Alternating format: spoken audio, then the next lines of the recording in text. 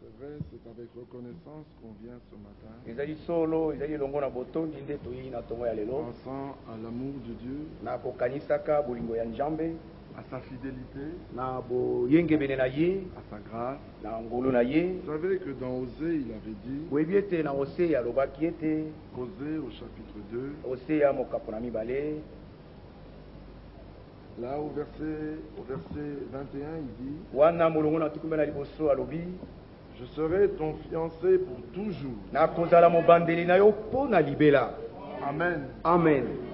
Remarquez que là, il n'a rien demandé à l'homme, mais il lui déclare sa résolution.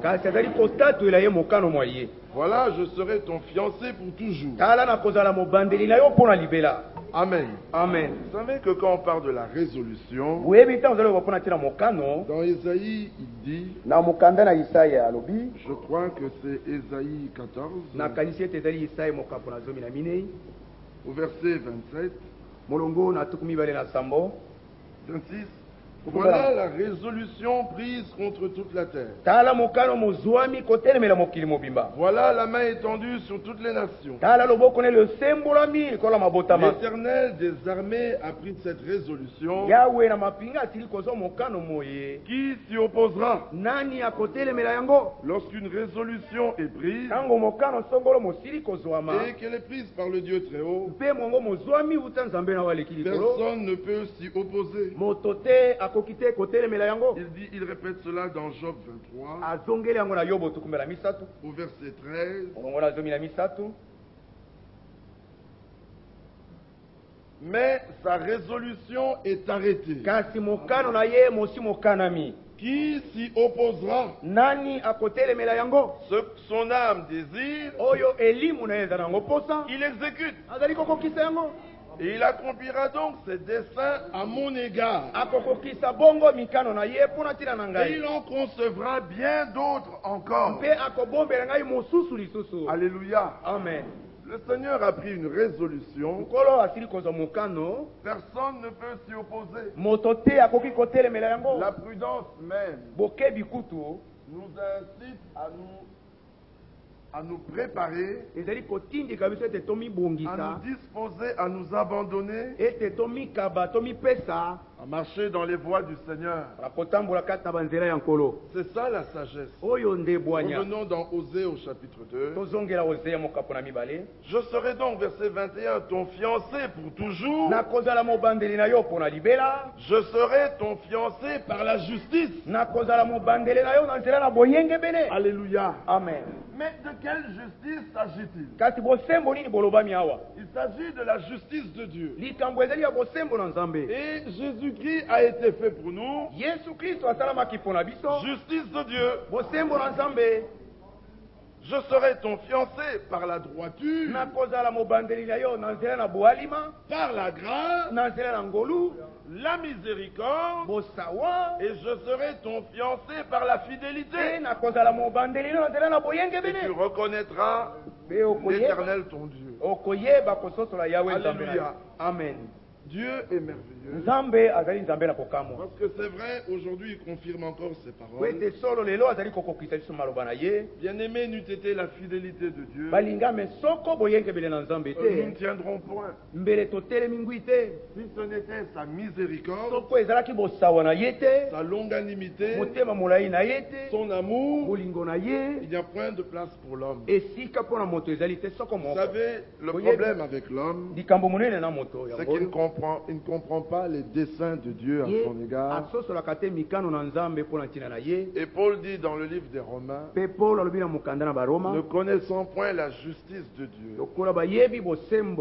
Romains 10, nous sommes au verset 3. Ne connaissant pas la justice de Dieu,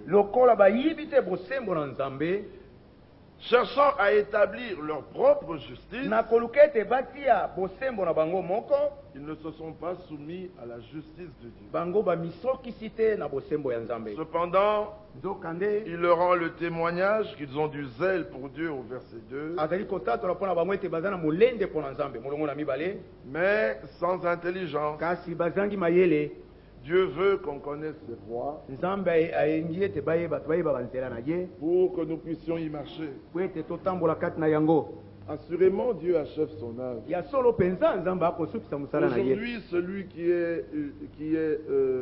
se fatigue, celui qui se relâche, celui qui traîne les pieds, celui qui a besoin qu'on l'incite à connaître Dieu. Pour nous, nous comprenons qu'il n'a pas fait d'expérience avec Dieu. Parce que plus le jour approche, plus l'amour de Dieu dans le cœur de son peuple va augmentant. Plus le retour de Jésus-Christ approche, plus le désir de lui être agréable va augmentant. Mais en même temps, l'Écriture avait dit que l'amour du plus grand nombre se refroidira parce que l'iniquité sera accrue. C'est-à-dire, il suffit de regarder et tu verras dans quelle position tu te trouves. Il n'est pas possible pour un homme qui a fait une expérience avec Dieu en cette heure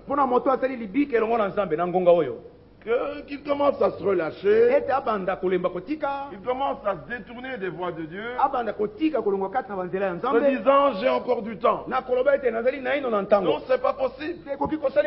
Tous les signes nous montrent que Jésus-Christ vient bientôt. Si tu ne les vois pas, c'est que tu n'as pas Dieu pour voir. Ou alors tu as des yeux, mais ta vue est assombrie. Alors le Seigneur dit à Paul, je t'envoie vers les nations pour que tu leur ouvres les yeux. Et les yeux sont ouverts dans la proclamation de la parole prophétique. La parole juste, au temps juste, produit chez le juste la réaction juste. Si c'est différent, c'est que tu n'es pas juste. Ne laisse pas avancer. Mes brebis connaissent ma voix. Mais la voix de qui? Du Fils de Dieu? Non, la voix du Fils de l'homme. Alléluia. Amen. Parce que le Fils de l'homme dit, Jean chapitre 10, je marche devant mes brebis. Donc vous voyez que le Fils de l'homme marche. Donc le Fils de Dieu sauve. Mais le Fils de l'homme marche.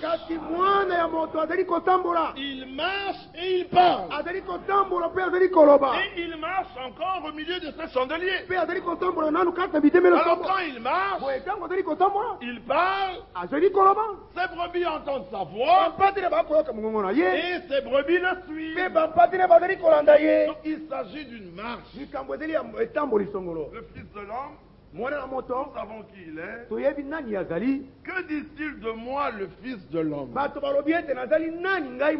Oh, ils disent que... Et vous? Tu es le Christ. Le Fils du Dieu vivant. Donc le Seigneur agit encore. Et mes frères, l'heure est vraiment avancée. Et c'est vrai, le Seigneur est en action. Et quand nous sommes en déplacement, nous pouvons le voir.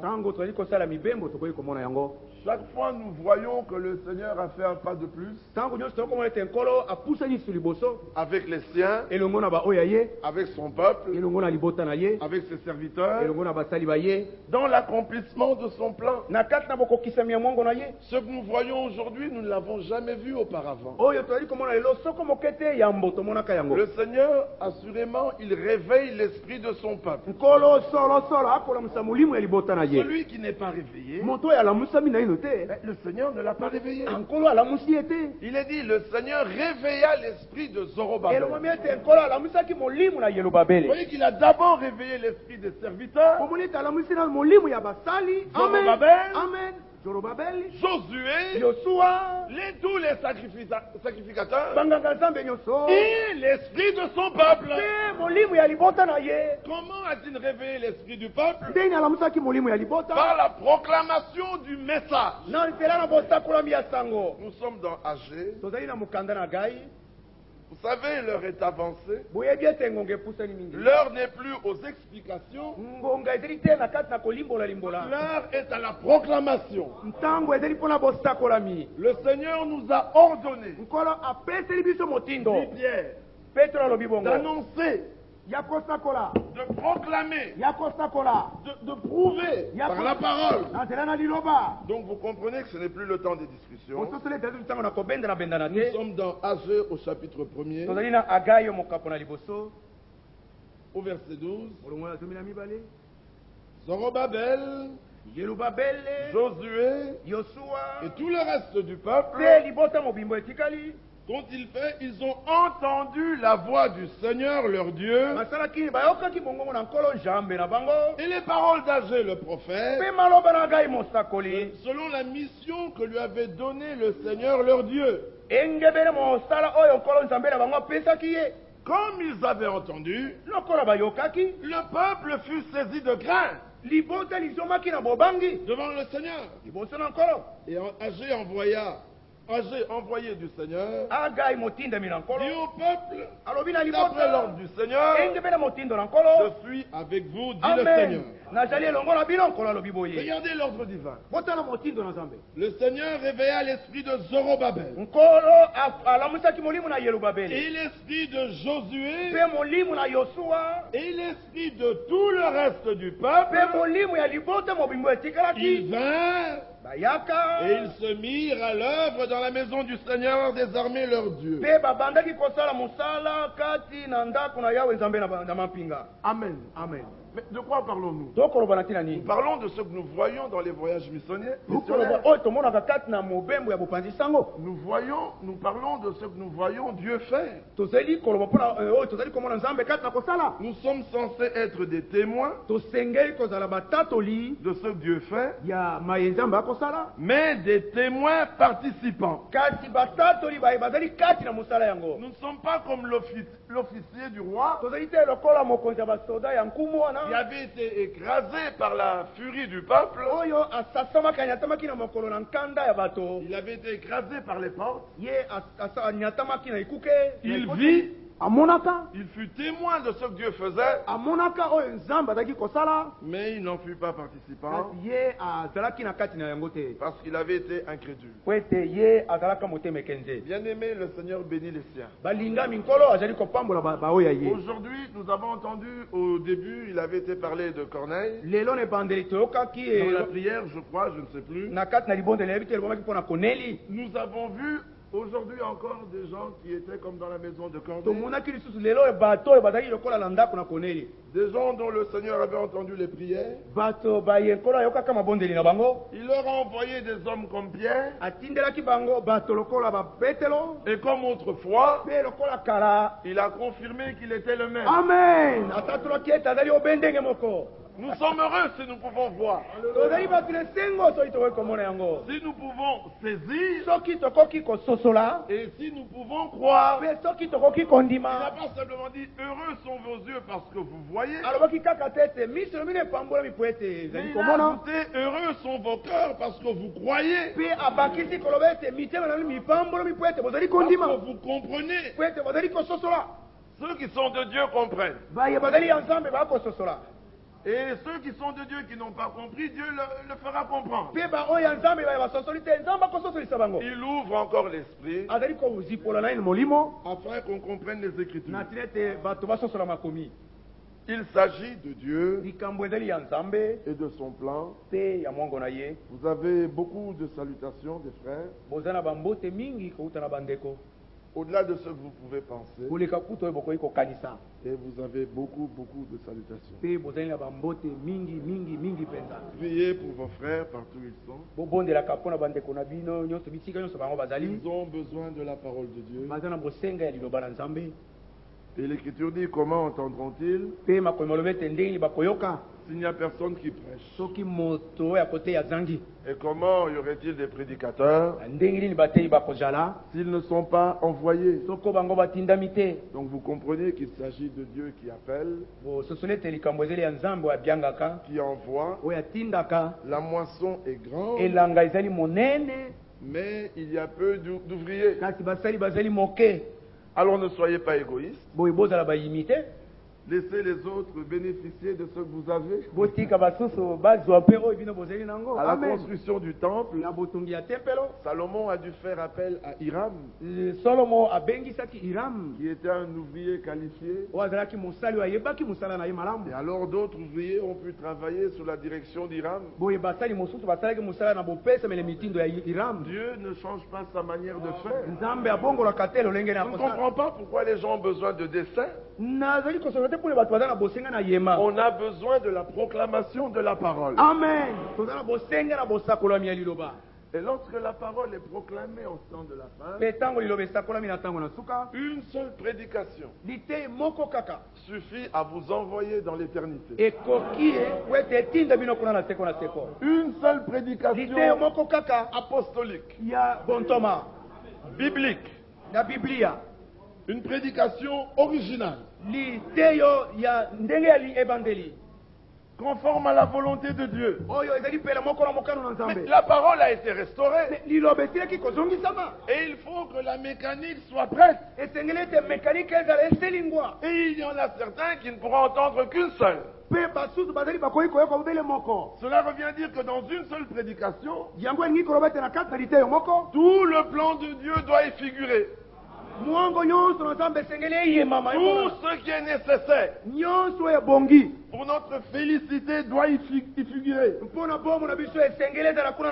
Et en une seule, Dieu agit. Mais comme du temps de Corneille. Amen. Comme du temps de la Pentecôte. Une seule prédication. Amen. De quelques 15 versets. Et 3000 âmes entrèrent dans le royaume. Une seule prédication. De 10 versets chez Corneille. Toute la maison entra dans le royaume. Ils n'ont pas entendu les âges ou les sceaux. Ils ont entendu le mystère de Dieu. C'est-à-dire Christ et la révélation du mystère de Dieu. Une prédication et Christ en eux, l'espérance de la gloire. Ce Dieu-là est le même. Il a envoyé un message et selon son ordre, la parole est prêchée. Et comme il veille sur sa parole, il confirme.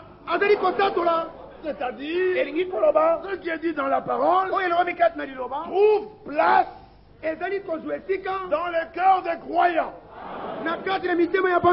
Nous ne connaissons que ça et rien que ça. Nous voulons le premier et le dernier. L'alpha et l'oméga. Le commencement et la fin. Nous ne voulons pas ce qu'il y a au milieu. Il n'est pas celui qui est au milieu. Il est le premier. Amen. Et le dernier. Ce qui est au milieu disparaît. L'Écriture dit, ce qui est vieux disparaît. Mais ce qui est éternel, ça demeure. Alors dans la première église, dans Acte 13, par une prédication, ceux qui étaient destinés, c'est de cela qu'il s'agit. Vous, pas n'importe qui, il s'agit de nous. Il s'agit de toi. Je vous envoie. Alléluia. Alors tous ceux qui étaient destinés à la vie éternelle, ils crurent. Mais les Juifs murmuraient. Alléluia. Amen. C'est de cela qu'il s'agit aujourd'hui. Pas beaucoup entendre, mais bien entendre. Alléluia. Amen. Mais il y a beaucoup qui ont beaucoup entendu. Ils sont devenus enflés d'orgueil. Et comme nous l'avons toujours dit, c'est ça le drame des croyants du temps de la fin. C'est le drame des croyants de ce message. C'est le drame qu'il y a parmi nous. L'orgueil enfle. Mais la connaissance enfle. Mais l'amour rend humble. Quand vous connaissez par la connaissance, vous êtes enflé d'orgueil. Vous savez, Paul dit dans Galates, au chapitre 1er, verset 12, car je ne l'ai ni reçu ni appris d'un homme, mais par une révélation de Jésus. Vous voyez que Paul avait connu par révélation. Bien aimé, il s'agit de la révélation. Et la révélation te fait comprendre une chose, que c'est pas grave. Ce n'est pas parce que tu es intelligent ou parce que tu as beaucoup médité, mais c'est parce qu'il a résolu. Avant la fondation du monde, il t'a fait connaître. Nous sommes dans 1 Éphésiens 1, verset 9. Il nous a fait connaître.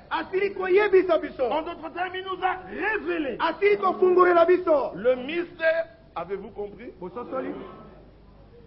Il nous a révélé, il nous a fait connaître le mystère de sa volonté selon le bienveillant dessein qu'il avait formé en lui-même, selon la résolution agréable à ton endroit, selon sa grâce et sa miséricorde.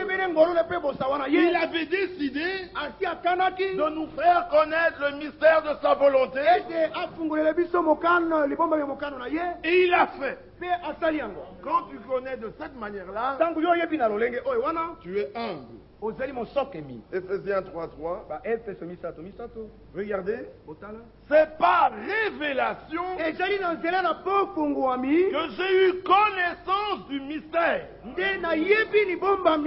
sur lequel je viens d'écrire un peu de mots. Quand vous avez la connaissance par révélation,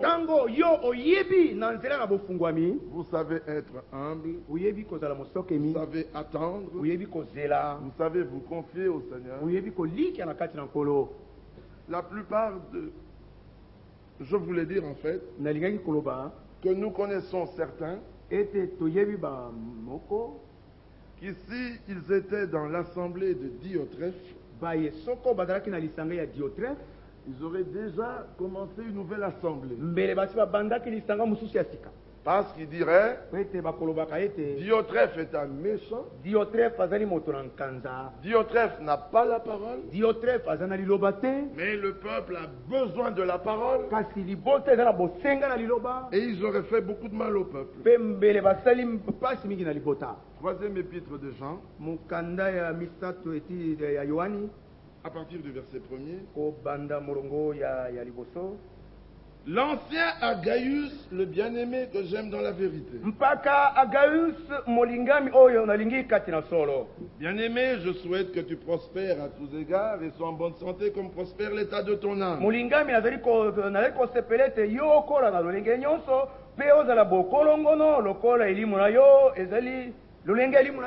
J'ai été fort réjoui lorsque des frères sont arrivés et ont rendu témoignage de la vérité qui est en toi.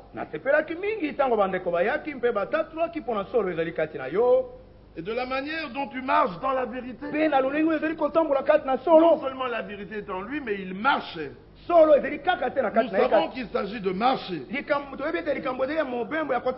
Je n'ai pas plus de grande joie que d'apprendre que mes enfants marchent dans la vérité. Vous entendez qu'il s'agit d'une marche. Pas d'un état stationnaire, oui, je sais, je crois, mais il s'agit de marcher. Il s'agit d'un déplacement, d'une évolution. Au verset 9, j'ai écrit quelques mots à l'église, mais Diotrephe, qui aime à être le premier parmi eux, ne nous reçoit point. C'est pourquoi, si je vais, je rappellerai les actes qu'il commet en tenant contre nous de méchants propos.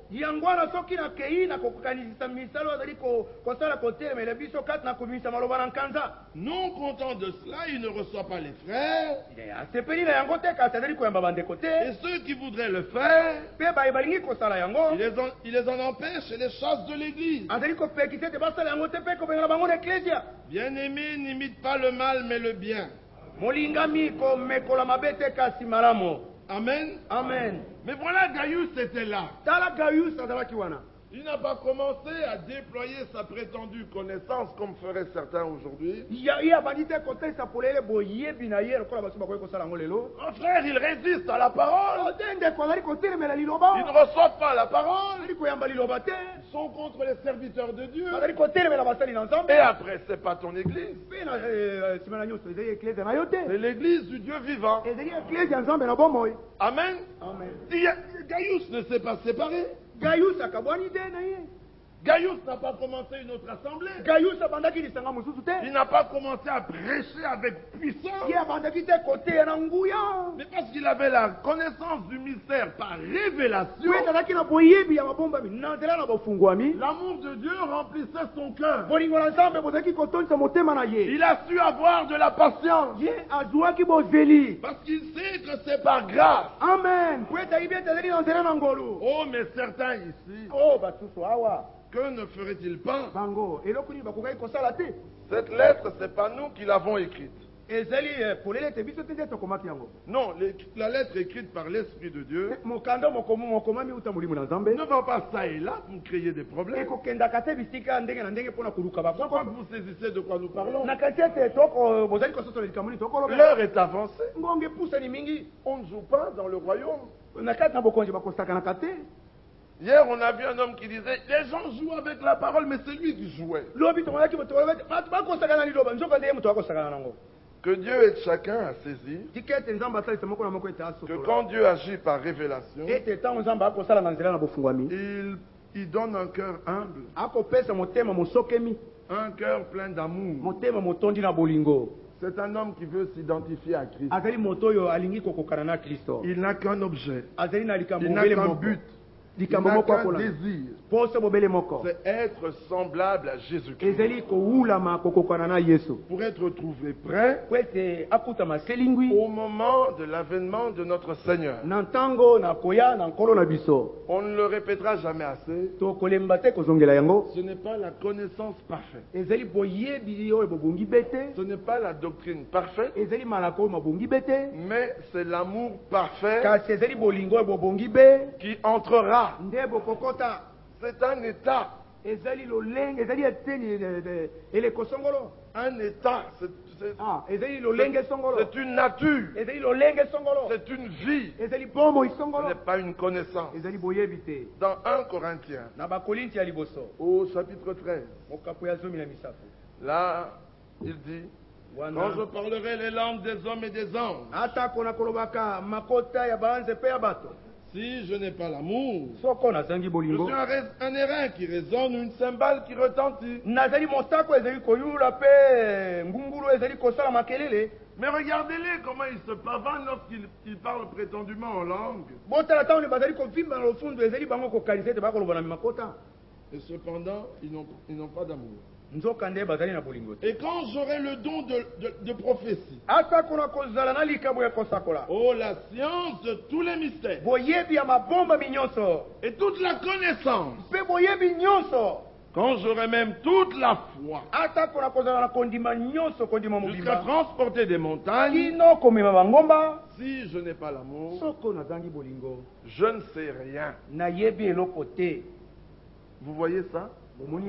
Au verset 6, l'amour ne se réjouit point de l'injustice, mais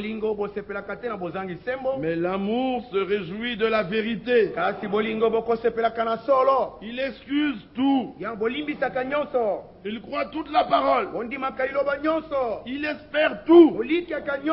Il supporte tout. Alléluia. Amen. Que le Seigneur nous aide à comprendre que Dieu est amour. C'est sa nature. Si nous sommes de lui, nous serons tels qu'il est. Alléluia. Amen. La connaissance est bien, mais elle est bien lorsqu'elle est reçue par révélation. Alors là, on est plein d'amour. On a la nature même de Christ. On a ses sentiments. On a ses sentiments. Et nous avons sa vie. Ça, c'est ce qui est agréable à Dieu. Mais si tu as la grande connaissance, on peut l'avoir, vous savez. Ce que vous dites est vrai. Mais comme c'est sans amour, et qu'il n'y a pas d'amour, ça enfle. Ça tue. Paul a dû reprendre les Corinthiens sévèrement. Parce que les Corinthiens étaient des hommes pleins de connaissances. Mais l'expérience de la vie, ils ne l'avaient pas. Et quand on a la connaissance en l'expérience de la vie, on s'enfle. Regardez un arbre sans fruit, il est tout droit. Dans son orgueil, le grand cèdre du Liban dépasse tous les arbres de taille. Il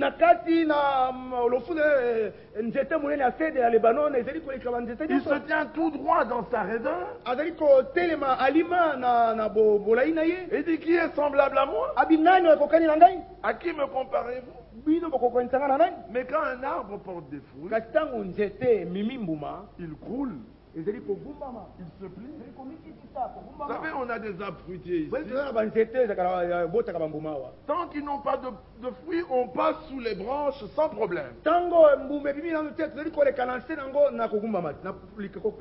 Mais quand les arbres portent du fruit et que ces fruits ont grossi, ont mûri, on se rend compte qu'on ne sait plus passer sous les branches sans s'abaisser. Mais que la cueillette ait lieu, on recommence à passer sans problème. C'est-à-dire que l'homme qui a des fruits, il est si bas que vous aurez de la peine à descendre plus bas que lui. Mais celui qui est bien droit, mais il n'a rien, il est enflé d'orgueil. C'est la Odyssée.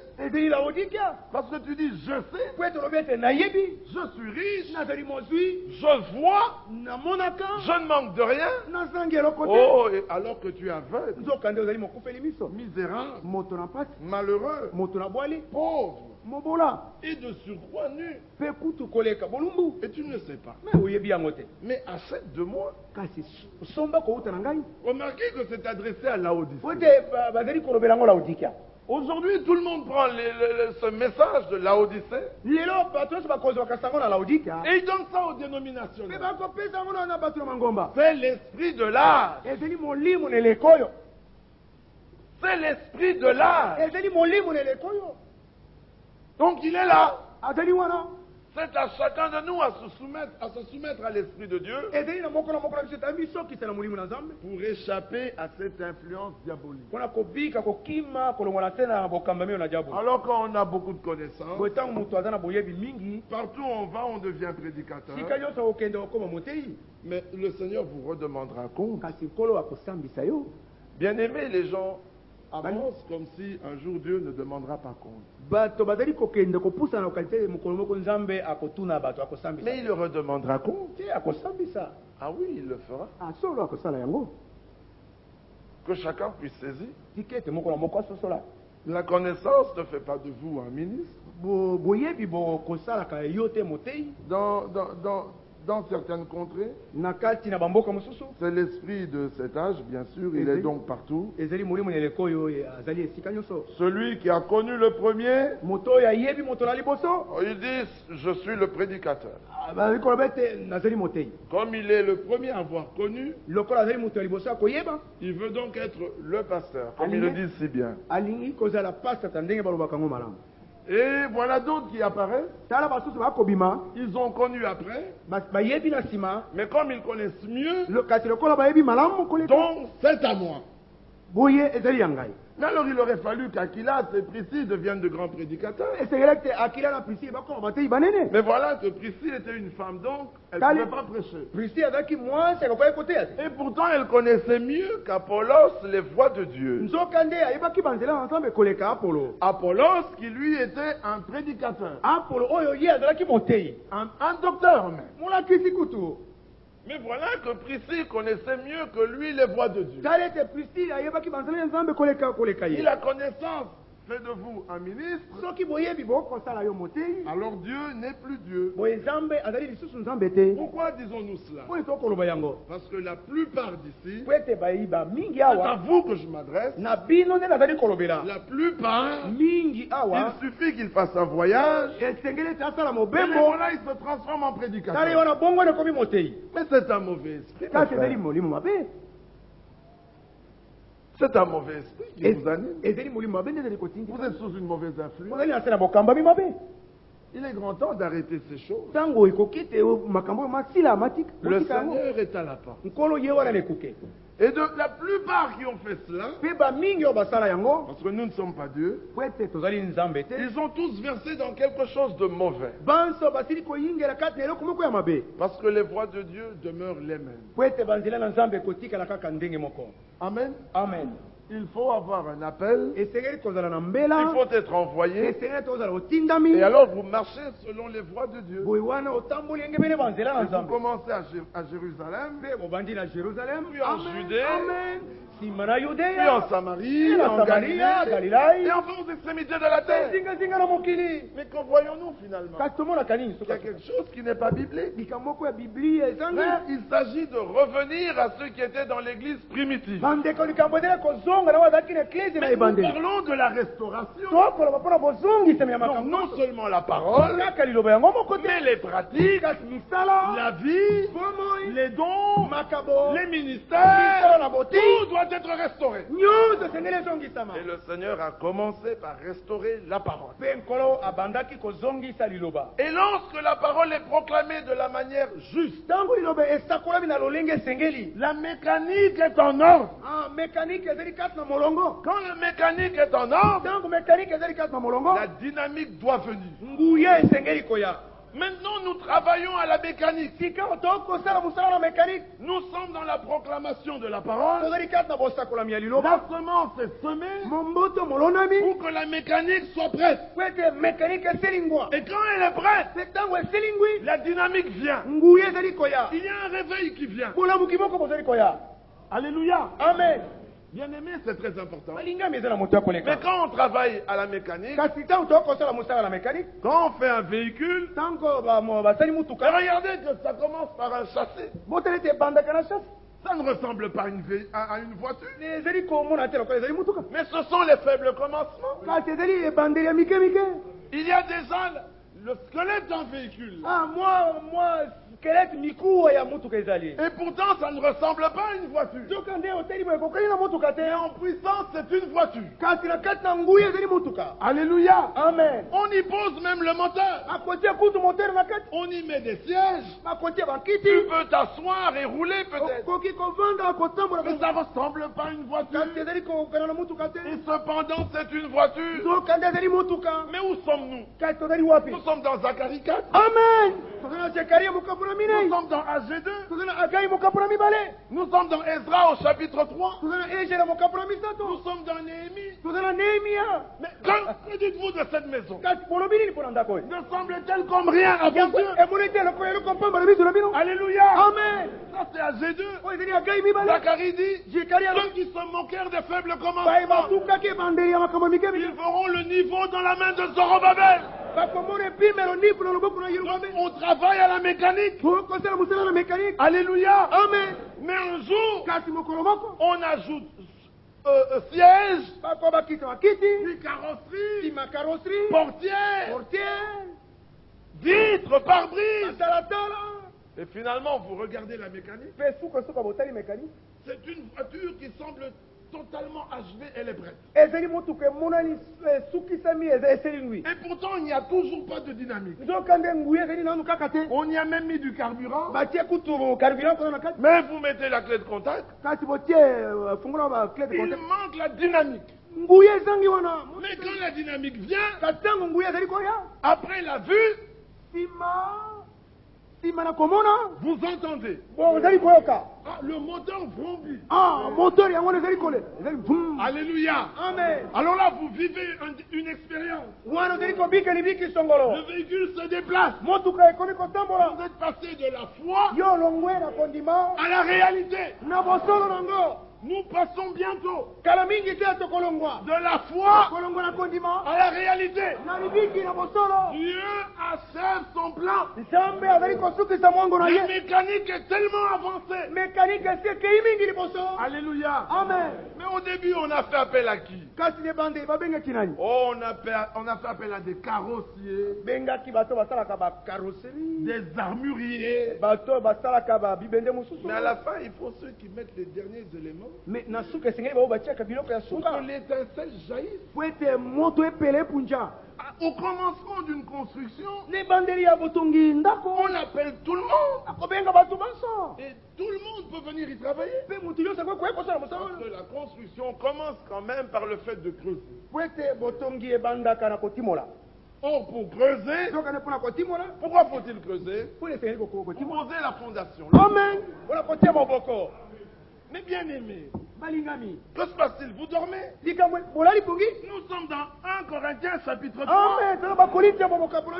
Nous sommes dans Éphésiens 2 verset 20. Vous êtes l'édifice de Dieu. Mais personne ne peut poser un autre fondement, à savoir celui qui a été posé, Jésus-Christ. Donc il faut commencer par creuser. Et là, tout le monde peut creuser. Oh, il faut des hommes qualifiés pour le fondement. Mais pour faire les briques, on peut montrer ça à tout le monde et tout le monde pourra le faire. Oui, on commence à élever les murs. Mais bien aimé, si après un certain moment, comme c'est une maison à étage, et la pierre angulaire a été posée, mais il faut préparer le sommet pour que la pierre de fête soit posée. Nous sommes dans Zacharie 4 et la pierre de fête sera posée. On crie grâce, grâce pour elle. Mais au moment de préparer le sommet pour la pierre de fête, parce que tu avais travaillé au commencement, tu dis moi aussi je dois monter. Mais là-bas il faut supporter les vertiges. Si tu veux monter, tu tomberas certainement. Tu te rompras le dos. Ta mort est certaine. Là, il faut des ouvriers qualifiés. Amen. Qui montent, mais la vue reste claire. Amen. Il demeure équilibré. Nous sommes dans 1 Pierre 4. Amen. Amen. La fin de toutes choses est proche. Soyez donc sages et sobres. Équilibrés. Là, il faut être équilibré. La chute est rude quand on est là. La chute est douloureuse. Alors il faut des hommes qui là-haut marchent en paix. Comme s'ils étaient sur le sol solide. Pourquoi? Ils sont fondés sur le roc. Et Christ est le roc. Tu es Pierre. Et sur le roc de la révélation de qui est Jésus-Christ, je bâtirai mon église. Nous devons être édifiés chacun sur ce rocher. Alléluia. Amen. Alors chacun doit savoir rester à sa place. Tu as travaillé et l'autre travaille. Mais celui qui est en haut a quand même besoin de celui qui est en bas. Que celui-ci lui envoie les matériaux et même les matériels pour pouvoir faire le travail. Mais au début, il y a beaucoup sur le chantier. Mais à la fin, il n'y en a plus beaucoup sur le chantier. Est-ce que vous comprenez la chose? Alors si c'est l'inverse qui se passe, il y a quelque chose qui ne va pas. L'heure est avancée. Christ est à la porte. Aujourd'hui, il s'agit d'être trouvé dans ce que Dieu fait, d'avoir la révélation de la volonté de Dieu, pour que la vie de Christ puisse être trouvé en toi et en moi. Comme nous le disons, et que l'Esprit nous l'a déjà dit, ce n'est pas ce que tu as fait et les nombreuses bonnes choses que tu as faites qui plaideront pour toi. Ce sont celles que tu n'as pas faites. Dans 1 Samuel, au chapitre 15, à partir du verset 1er, Samuel dit à Saül, c'est moi que le Seigneur a envoyé pour toi être roi sur son peuple. Verset 1er. Écoute donc ce que dit le Seigneur. Verset 3 va maintenant. Frappe Amalek et dévoué par interdit tout ce qui lui appartient. Il ne l'épargnera point. Et tu feras mourir hommes et femmes, enfants et nourrissons, bœufs et brebis, chameaux et ânes. Saül convoqua le peuple et en fit la revue à Télaïm. Verset 7. Saül bâtit Amalek depuis Avila jusqu'à Shur. Verset 8. Mais voici, il prit vivant Agag, roi d'Amalek. Et il dévoua par interdit tout le peuple en le passant fut de l'épée. Mais Saül épargna. Saül et le peuple épargnèrent Agag et les meilleures brebis, les meilleurs bœufs, les meilleures bêtes de la seconde portée, les agneaux gras et tout ce qu'il y avait de bon. Ils ne voulurent pas le dévouer par interdit. Et ils dévouèrent seulement tout ce qui était méprisable et chez. Le Seigneur adressa la parole à Samuel et lui dit, je me repens d'avoir établi Saül pour roi, car il se détourne de moi et n'observe point mes paroles. Samuel fut irrité et il cria à l'Éternel toute la nuit. Se leva de bon matin, verset 13, se rendit auprès de Saül et écoutez ceci. Et Saül lui dit, sois béni du Seigneur. J'ai observé la parole du Seigneur. Vous voyez cela? Il avait fait beaucoup. Il a battu. Il a dévoué le peuple. Il a dévoué à l'interdit une grande partie du troupeau. Mais ce n'est pas tout ce que vous avez fait. Ce que vous avez fait ne plaidera jamais pour vous. Nous ne le répétons pas assez. C'est ce que vous n'avez pas fait qui plaidera contre vous. Tu peux croire à 90% de la parole, mais le petit pourcent que tu ne crois pas, c'est ça qui plaidera contre toi.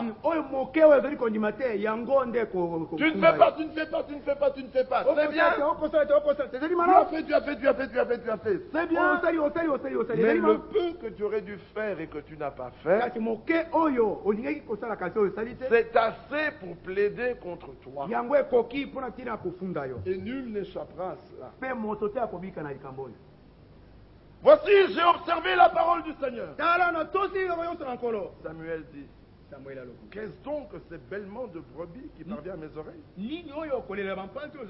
Verset 15. Saül répondit, les ont amenés de chez les Amalécites, parce que le peuple a épargné les meilleurs bœufs et les meilleures brebis, afin de les sacrifier au Seigneur ton Dieu. Oh, mais il voulait rendre un service au Seigneur. Mais Dieu n'avait pas demandé cela.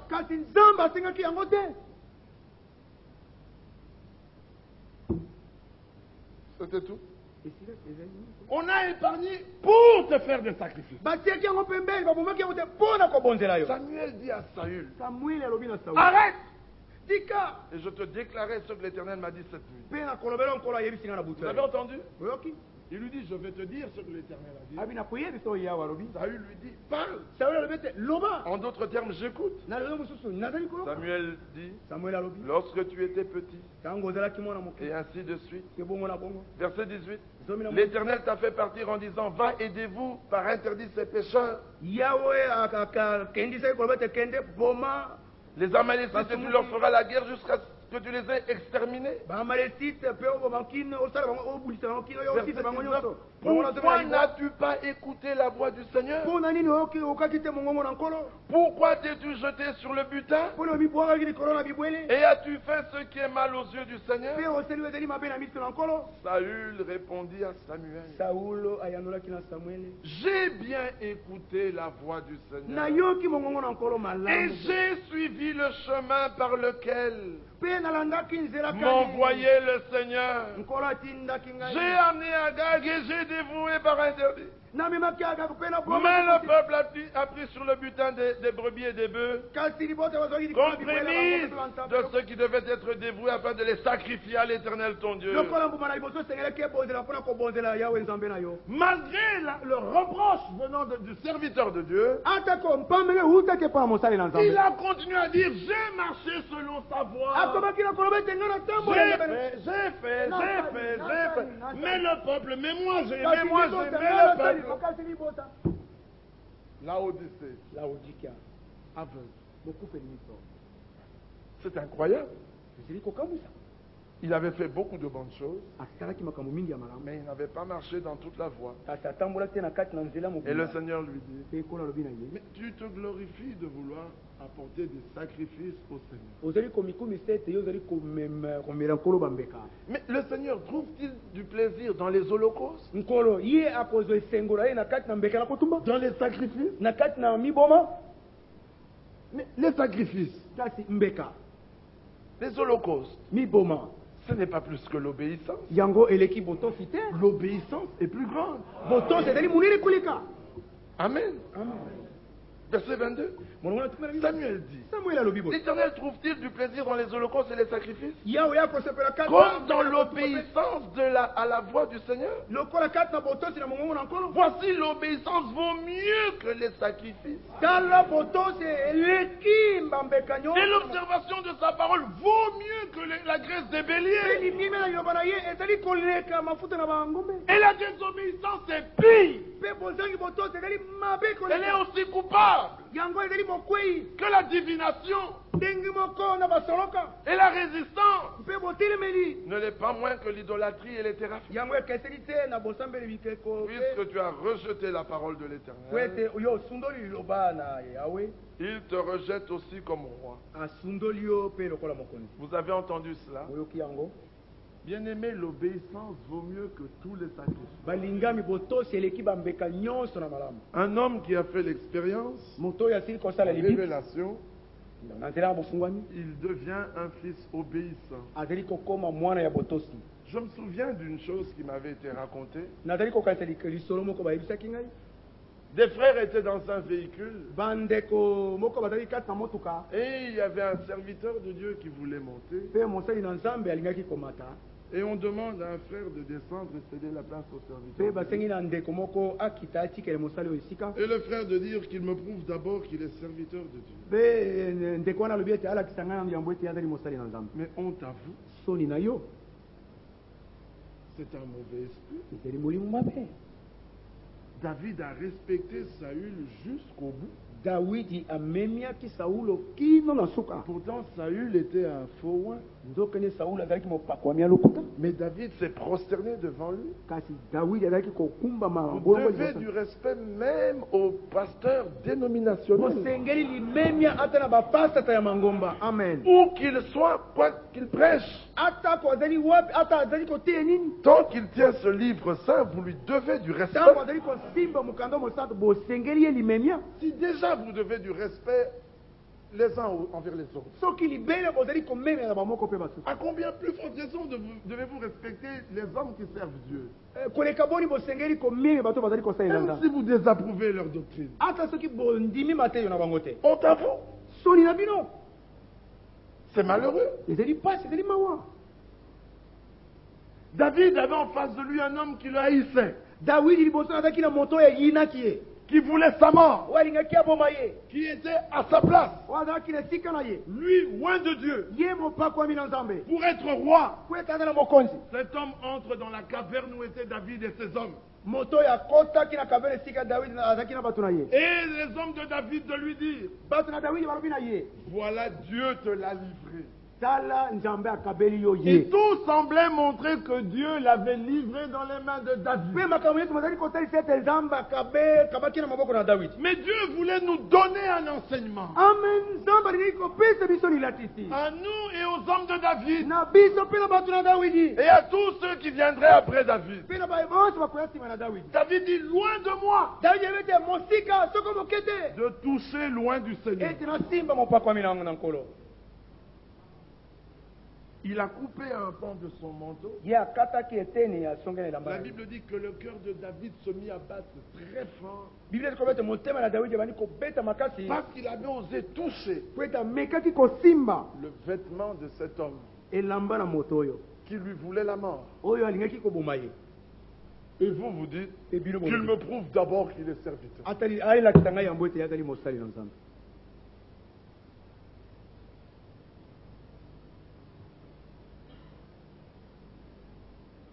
Quand l'homme s'en va, arrivé dans la vallée, David se tient sur la colline. Dit, oh Saül mon roi! Oh Saül mon condinangai! Et il se prosterne devant Saül. Il dit, j'ai osé te toucher. Je ne suis pas dit. Qui a dit entre toi et moi, pardonne-moi? Pourquoi tu me poursuis comme ça? Aujourd'hui, le Seigneur t'avait livré entre tes mains. Regarde ton manteau. Regarde. J'étais là à tes côtés. Et Saül se mit à pleurer.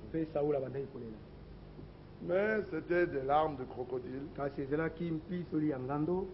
Son repentir n'était pas pour longtemps. Quelques jours après, le voilà nouveau sur David. Et voici à nouveau David dans son camp. Il arrive jusque là où était Saül. Ses serviteurs n'ayant toujours pas compris la leçon, parce que c'était des hommes méchants, il prend un couteau, cloue-le au sol et tes malheurs sont terminés. L'Ecclésiaste dit, ne te réjouis pas des malheurs de ton ennemi. Mais il faut lire l'écriture, mes frères. On ne peut pas tout vous dire dans les prédications. Vous devez avoir une relation personnelle avec Dieu. Lisez votre Bible. Lisez les prédications. Lisez les lettres circulaires. Lisez tout ce que Dieu a mis à votre disposition aujourd'hui. Non, vous êtes occupé à lire, à suivre n'importe quoi. C'est normal que les réactions ne soient pas correctes. Parce que vous réagissez de ce que vous vous nourrissez. Vous vous nourrissez de mépris, vous allez mépriser. Vous nourrissez de haine, vous allez haïr. Vous nourrissez de rejet, vous allez rejeter. Vous nourrissez d'amour, vous allez aimer. Amen. Amen. Dis, mais regarde, il dit, cloue-le. David dit, loin de moi. Même si c'est la deuxième fois, ce n'est pas une raison pour que je le tue. C'est un loin du Seigneur. Dis, ah, mais si tu le laisses, tes malheurs ne finiront pas. Il dit que Dieu lui-même se charge de lui. Pour moi, je continuerai à le respecter. Amen. Amen. À l'honorer.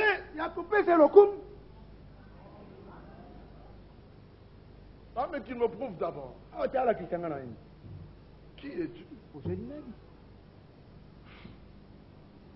David remonte. Ils disent, Abner, cette fois-ci n'appelle pas Saül, il appelle Abner. Comment as-tu veillé sur ton maître? Regarde. L'homme regarde, son épée était dans les mains de David. Il dit, cette nuit, j'aurais pu te clouer. Mais j'en connais que s'ils avaient eu une telle occasion, ils montreraient comment Dieu est grand. Oh, nous vous l'avons toujours dit. Dieu prouvera. Et Dieu a prouvé. Il nourrit le peuple de haine et de mépris.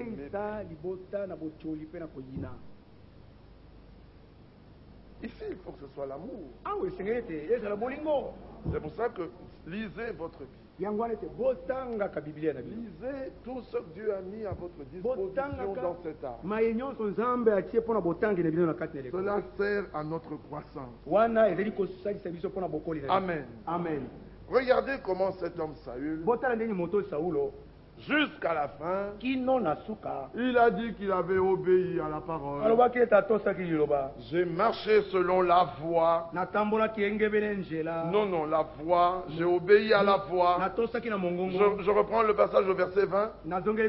Saül répondit à Samuel, j'ai bien écouté la voix du Seigneur et j'ai suivi le chemin par lequel m'envoyait le Seigneur. Mais comme la réprimande se faisait insistante,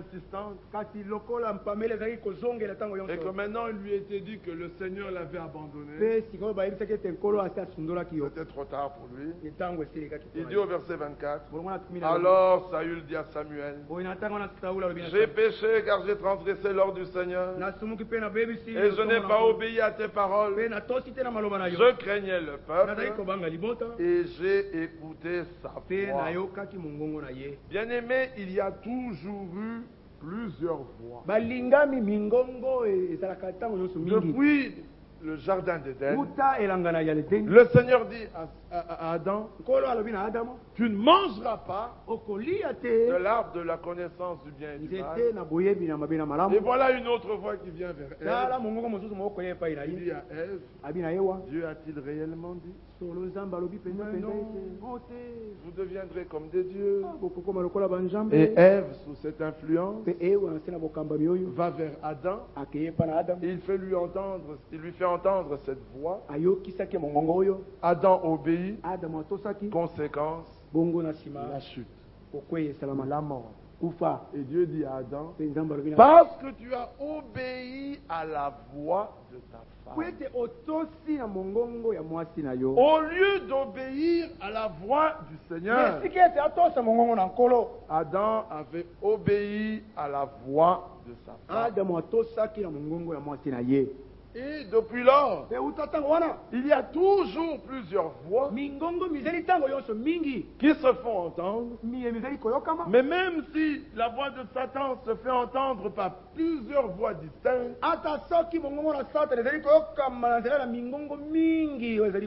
c'est toujours la voix de l'ennemi. La voix du Seigneur est toujours la même. Mais voici, elle est toujours douce. Elle est tellement faible que Satan, le monde, tout ce qu'il fait ouvre la voix du Seigneur et les gens écoutent. Avez-vous bien entendu cela? Il s'agit d'obéir à la voix du Seigneur notre Dieu. Et cette voix se fait toujours entendre. Et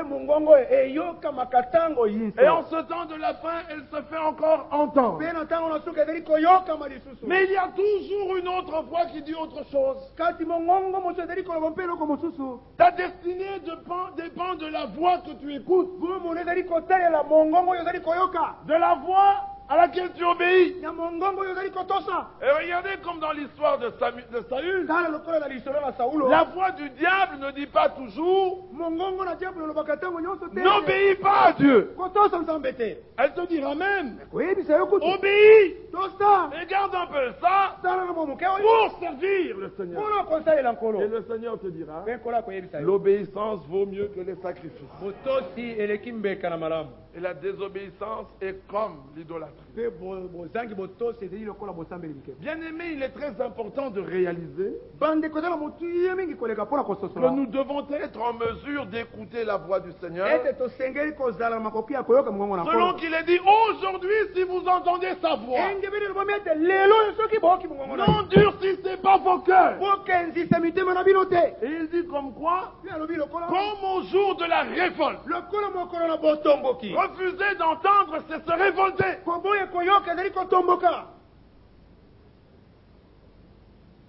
Lorsqu'ils me tentèrent, dit le Seigneur. Et le Seigneur a dit, voilà ce peuple. Il s'égare dans son cœur. Il ne connaît pas mes voix. C'est pour ça que je l'ai en dégoût. J'ai en dégoût ce peuple. Et comme il a eu en dégoût, ça ne veut pas dire que rien n'allait plus. Pendant 40 ans, ils ont continué à manger la manne du ciel. Pendant 40 ans, le rocher frappé les suivait toujours. Pendant 40 ans, ils n'ont pas creusé de puits. Ils n'ont pas semé. Ils n'ont pas labouré. Ils n'ont pas chassé. Il se réveille le matin pour ramasser la manne et la viande.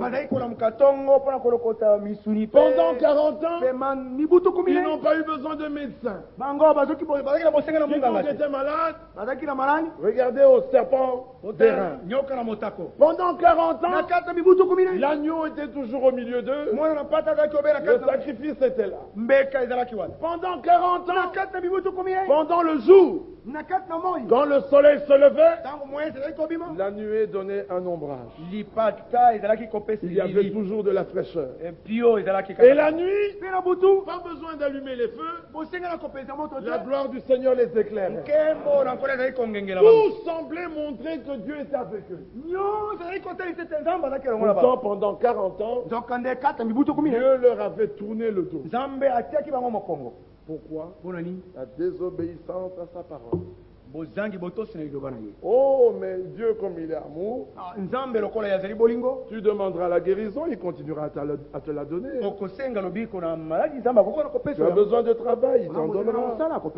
Tu crieras à lui, il pourvoira. Et toi, tu diras, si Dieu n'était pas avec moi, pourquoi toutes ces choses? Non, c'est un jugement pentecôtiste, excusez-moi. Oh, mais si Dieu n'était pas avec moi, pourquoi cette bénédiction? C'est un jugement dénominationnel. Non, si Dieu n'était pas avec moi, pourquoi cette révélation? Pourquoi cet amour? Alléluia. Amen. Pourquoi ce désir de marcher dans ses voies? Alléluia. Amen. Pourquoi ce cœur qui veut lui être soumis? Amen. Si Dieu n'était pas avec moi, pourquoi cet être tout entier qui lui est consacré? Oh, si Dieu était avec moi, pourquoi ces miracles? Pourquoi ces bénédictions? Mais regardez autour de vous. Vous n'avez même pas un dixième de ce qu'ils ont. Pourtant, Dieu n'est pas avec eux. Dieu est avec ceux qui gardent sa parole. Et Samuel de lui dire, le Seigneur te rejette Parce que tu as rejeté sa parole. Mais est-ce qu'il avait rejeté toute la parole? Non, il n'avait rejeté qu'un élément. Mais c'était suffisant pour Dieu. Aux yeux de Dieu, il avait tout rejeté. Ah, mais celui qui est divinement averti. Alléluia. Amen. L'homme qui est divinement averti, c'est Dieu qui est entré en scène dans sa vie. C'est Dieu qui a suscité quelque chose. Et il sait. Il ne connaît pas seulement, mais il sait. Quand tu sais, tu as l'assurance. Quand tu connais, tu connais. Mais savoir, c'est avoir l'assurance. Je sais en qui j'ai cru. C'était une assurance. Alléluia. Amen. Il connaissait, il savait qui il était. Et dit, il est capable de garder mon dépôt. Pas moi. Lui est capable. Celui qui est divinement averti par un contact divin, il sait. Cela produit la révélation. Cela produit une marche, une action, une vie avec son Dieu qui est manifestée par l'amour. Dans l'obéissance, il recherche le royaume de Dieu et sa justice. Le reste, Dieu s'en charge. Sois agréable à Dieu. Le reste, Dieu s'en charge. Votre Père ne sait-il pas que vous avez besoin de manger? Votre Père ne sait-il pas que vous avez besoin de vous vêtir? Votre Père ne sait-il pas que vous avez besoin d'un toit? Votre Père ne connaît-il pas vos besoins? Et plus, avant que la demande soit survolée, il la connaît déjà. Et il vous répond, toi, cherche le royaume de Dieu et sa justice. Le reste, c'est mon problème. Crois la parole. Amen. Obéis. Sois calme. La guérison, c'est mon problème. Toi, aie confiance. Relève la tête. Le combat là, c'est mon problème. Toi, garde la foi. Le reste, je m'en charge. Mais la foi en qui? La foi au Fils de Dieu. Il est mort pour tes péchés. Avant même que tu viennes, avant que tu naisses, il s'est chargé de toi. Avant que tu aies la vie, il t'a pris en charge. Avant que tu connaisses sa parole, il t'a donné un cœur. Mais maintenant, il t'a donné la parole. Le reste, c'est son problème.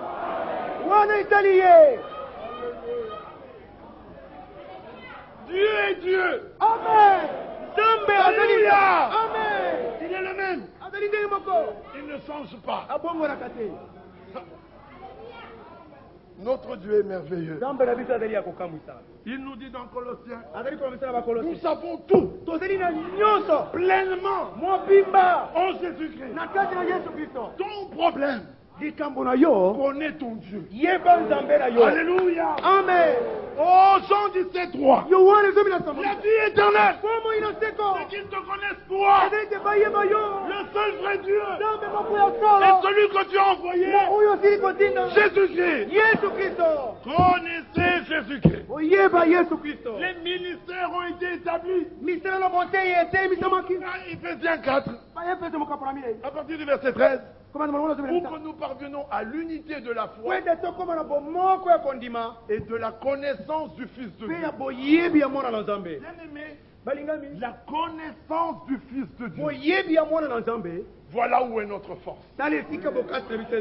La connaissance du Fils de Dieu est un moteur dans notre vie.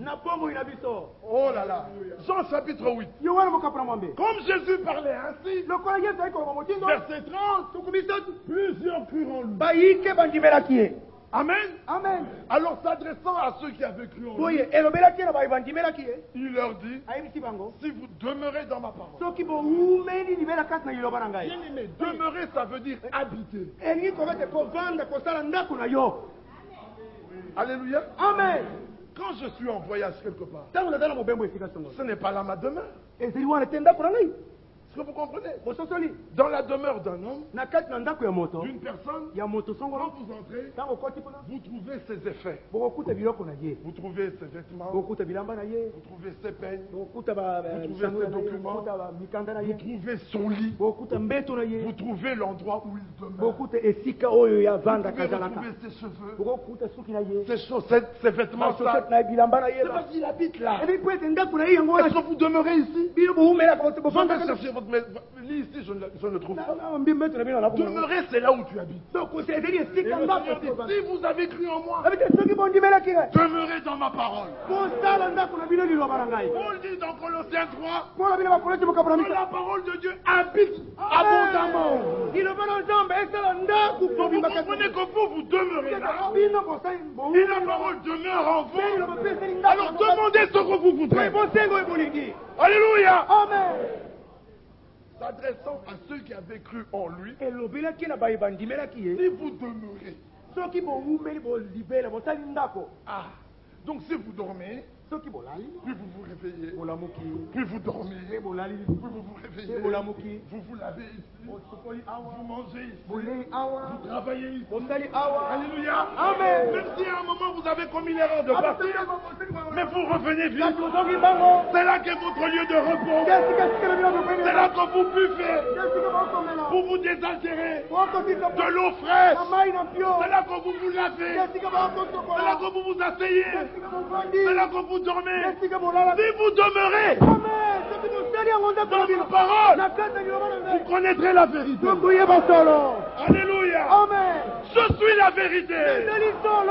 C'est-à-dire, si vous demeurez dans ma parole, vous connaîtrez le Fils. Vous connaîtrez la vérité.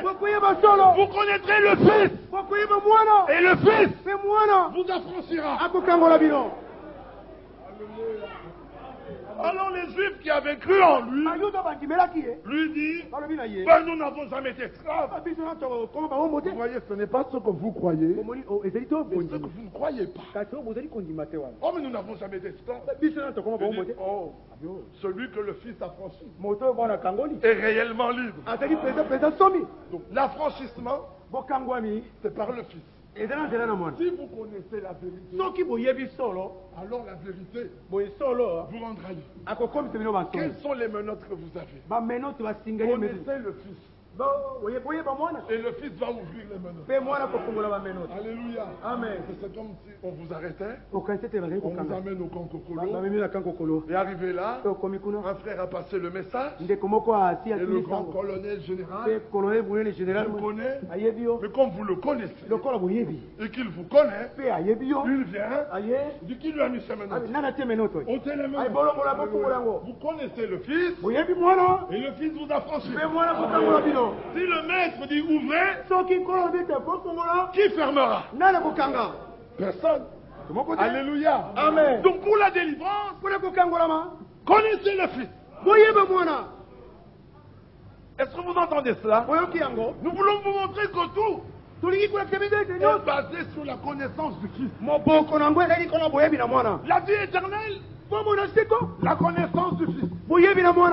La délivrance, la connaissance du Fils. La sanctification, sanctifie-les par ta vérité. Ta parole est la vérité. Éphésiens 2. Celui qui sanctifie et ceux qui sanctifient sont issus d'un seul. Qui sanctifie? Jésus-Christ. Qui lave Jésus-Christ. Par le lavage d'eau par la parole. Bien-aimés frères, pour la transformation. 2 Corinthiens, chapitre 3, nous qui lisons cela avec un visage découvert, contemplons le Seigneur comme dans un miroir. 2 Corinthiens chapitre 3, commençons au verset 17. Or le Seigneur, c'est l'Esprit. Et là où est l'Esprit du Seigneur, là est la liberté. Nous tous, qui le visage découvert, contemplons comme dans un miroir la gloire du Seigneur, nous sommes transformés en la même image, de gloire en gloire. Par qui? Par l'Esprit du Seigneur. Jésus est Seigneur. Alléluia. Amen. La connaissance du Fils vous donne la vie éternelle. La connaissance du Fils, le Fils vous délivre. Le Fils vous sanctifie. Le Fils vous lave. Vous contemplez le Fils. Le Fils vous transforme. Tout est basé sur la connaissance de qui il est. Plus vous le connaissez, plus sa transformation s'opère en vous. Moins vous le connaissez, moins il agit. Comme tout le monde connaît Jésus-Christ qui guérit, tout le monde demande la guérison. Comme tout le monde connaît Jésus qui fait des miracles, tout le monde demande des miracles. Comme tout le monde connaît Jésus qui pardonne, tout le monde demande le pardon. Mais il faut avancer. Il faut le connaître dans chacun de ses aspects. Il veut que tu le connaisses dans tous ses aspects, sous toutes ses coutures. Il veut que tu le contemples. C'est le but de la prédication. Jésus-Christ. Le mystère, la révélation du mystère de Dieu. Dans ce mystère-là, Christ Jésus, Colossiens 2, verset 1 et 2. En lui est caché toute la sagesse, toute la connaissance, tous les mystères, tout ce que Dieu veut qu'on sache, c'est en Jésus. Tout a commencé par lui, tout se termine par lui. Dieu veut en cette heure une identification parfaite soit trouvée en chacun de nous avec cet homme Jésus. Et il le fait comment? Il le fait par la foi. C'est si simple. Amen. Amen. La prédication de la croix est une puissance de Dieu. Elle est la sagesse de Dieu. Dans l'Écriture, dans 1 Corinthiens au chapitre 2, regardez cela. Commençons au verset 1er. Au chapitre 1er, verset 23. Nous prêchons Christ. Justifié. Scandale pour les Juifs et folie pour les païens. Mais puissance de Dieu et sagesse de Dieu pour ceux qui sont appelés, tant juifs que grecs. Avez-vous entendu? Christ crucifié et la puissance de Dieu et la sagesse de Dieu. 2 Corinthiens 2, 1 Corinthiens 2, verset 6. Cependant, c'est une sagesse que nous prêchons parmi les païens. Alléluia. Amen. Cette sagesse de Dieu là, Christ crucifié, c'est une sagesse que nous prêchons parmi les parfaits. Bien-aimés, vous êtes parfaits. Par la foi en Jésus-Christ. Mais bien aimés, vous êtes pleins de manquements. Alors nous qui sommes parfaits, tendons à la perfection.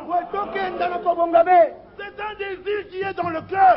On ne se réjouit pas de ces manquements. On en a honte. On en rougit.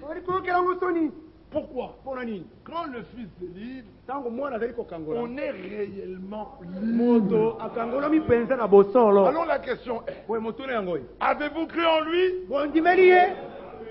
Demeurez-vous dans sa parole? Alors vous êtes libre. Alors si vous êtes libre, vous n'êtes plus esclave du péché. Ceci est une réalité divine. Un libre n'est pas esclave. Ou soit tu es libre, soit tu es esclave.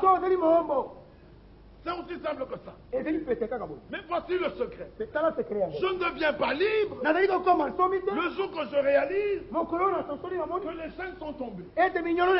Je suis libre quand je réalise que le Fils m'a libéré. Je le crois tellement que je constate que je suis libre. Mais le savoir, je le sais déjà. Il y a un homme qui avait été à la réunion écouter Frère Branham.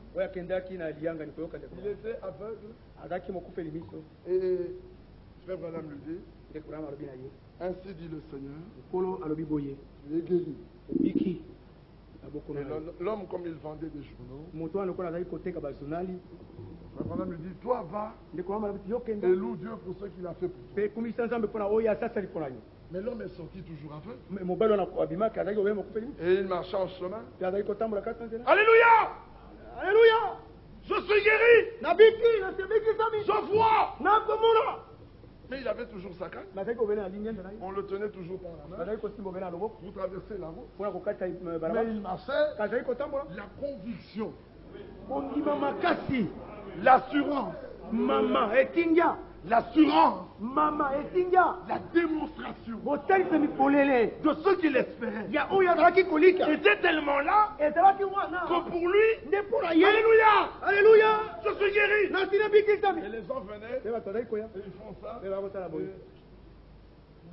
pas. Les gens font ça et ils réagissent. La foi est une substance. Frère, quand je laboure mon champ, je mets les semences. Quand vous venez me dire, qu'est-ce que tu fais? J'ai un champ de maïs. Où est-il? Je vous amène. Vous regardez, il n'y a que de la terre.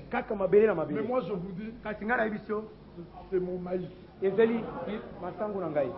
Il me rapportera $1000. Donc, réserve-moi ça. C'est à moi.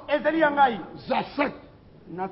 Mais dans mon champ, vous ne voyez rien. Mais moi, je vois déjà le maïs dans les sacs. Parce que la semence a été semée. On revient quelques jours après. Où est ton champ de maïs? Regarde-moi ce beau champ. Il n'y a que des herbes. Regarde-moi ce beau champ. Il me produira à peu près 50 tonnes de maïs. Non, mais tu es heureux. Il n'y a rien. Alléluia. Je suis guéri. Mais lui, il était guéri. Alléluia. Je suis guéri. Et l'autre veut prendre le journal. Prends le journal. Non. 50 fois. On lui donne. Ça va, tu peux. Alléluia. Et il a fait ça pendant des jours et des jours.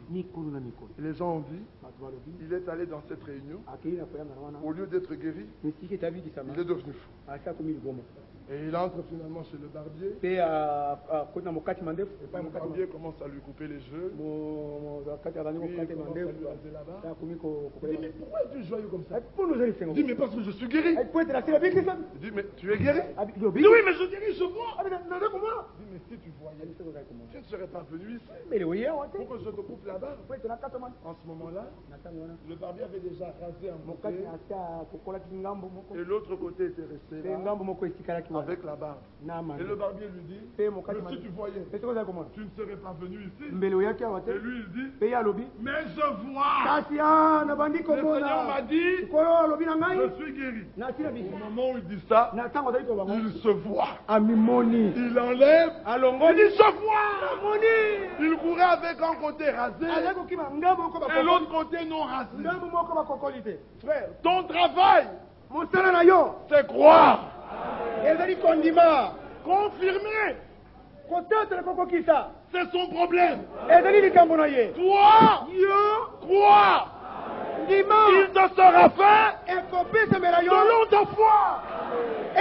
Crois-tu que le Fils t'a délivré? Mais tu es libre. Crois-le. Quand Satan vient, il n'y a rien de moi, Satan. Je suis libre. Crois-le. Alléluia. Amen. Tout ce que Dieu fait pour nous, c'est une sagesse que nous prêchons parmi les parfaits. Sagesse qui n'est pas de ce siècle, ni des chefs de ce siècle, qui vont être réduits à l'impuissance. Nous prêchons la sagesse de Dieu. Elle est mystérieuse. Donc il faut la révélation. Elle est cachée. Il faut la révélation. Qui avait été prédestiné avant les siècles pour notre gloire. Sagesse qu'aucun des chefs de ce siècle n'a connu, car s'il l'avait connu, il n'aurait pas crucifié le Seigneur de gloire. Celui qui connaît la sagesse, il ne crucifie pas le Seigneur. Vous voyez? Donc pour ne pas crucifier le Seigneur, il faut que vous le connaissiez. Sinon, vous tomberez en trop. Bien aimé, c'est parce que nous n'avons pas le temps. Nous le verrons pendant la semaine si le Seigneur le permet. Tout est basé sur la connaissance de cet homme. C'est pour ça qu'il a dit à Philippe. Il avait dit d'abord à tous les disciples, je te loue, Père, créateur du ciel et de la terre. C'est ce que tu as caché ces choses aux sages et aux intelligents. C'est ce que tu les as révélées aux enfants. Personne ne connaît le Père si ce n'est le Fils. Et personne ne connaît le Fils si ce n'est le Père. Et celui à qui il veut bien le révéler. La révélation est par grâce. La révélation donne une telle stimulation. Ça donne un tel amour que l'homme qui le reçoit ne veut plus vivre que pour Dieu.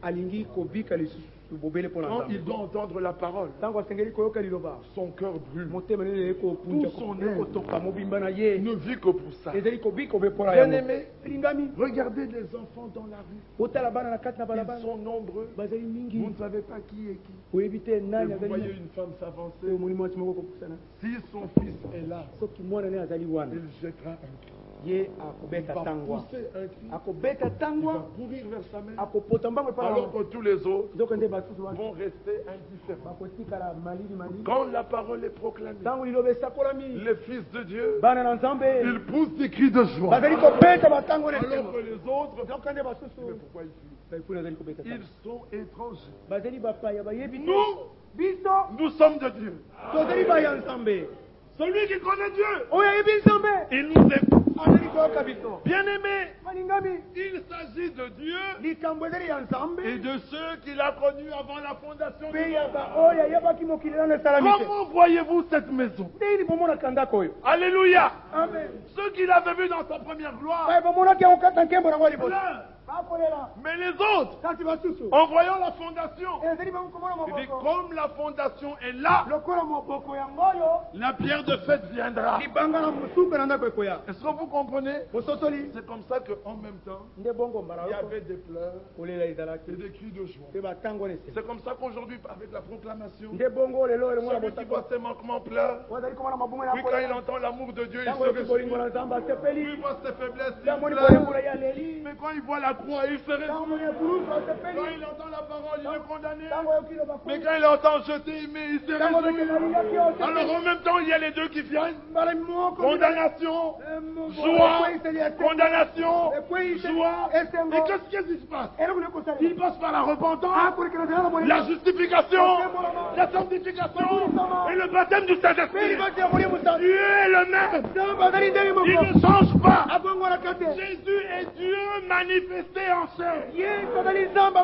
Toute la plénitude est là. Toi, appelle Jésus. Dis-lui, Seigneur Jésus, viens et vois. Toi, dis-lui, voilà mon cœur. Voilà ma vie. Vois mes problèmes. Moi, je veux ton royaume et ta justice. Toi, viens et vois. Lui, il viendra. Quand il regarde. Si c'est une maladie, toi tu as appelé Jésus, mais c'est Jéhovah Rapha qui vient. Parce qu'il voit que tu as besoin de maladie. Celui qui est à côté de toi, il est dans une bataille. Il dit comme toi, oh Jésus, alléluia, Fils du Dieu vivant. Quand il vient, il regarde son problème. Le même qui est venu chez toi comme Jéhovah Rapha, il va chez lui comme l'Éternel des armées, avec l'épée en main. Au même moment, le peuple dit, oh Jésus. Il regarde, il dit, je suis El Shaddai. Au même moment, tu t'es garé. Tu t'es garé. Tu dis Jésus. Tu dis moi, je suis le conducteur. Au même moment, l'autre est triste. Il dit Jésus. Il dit je suis le consolateur. Au même moment, tu te sens abandonné. Il dit Jésus. Il dit moi je suis le Père. Au même moment, alléluia. Il est tout en tout. Demandez ce que vous voulez. Cela vous sera accordé. Croyez-vous cela? Croyez-vous cela? Alléluia. Levons-nous. Côté les mains. Viens à la croix. Il est le même. Il est le même. Il ne change pas. Yeah.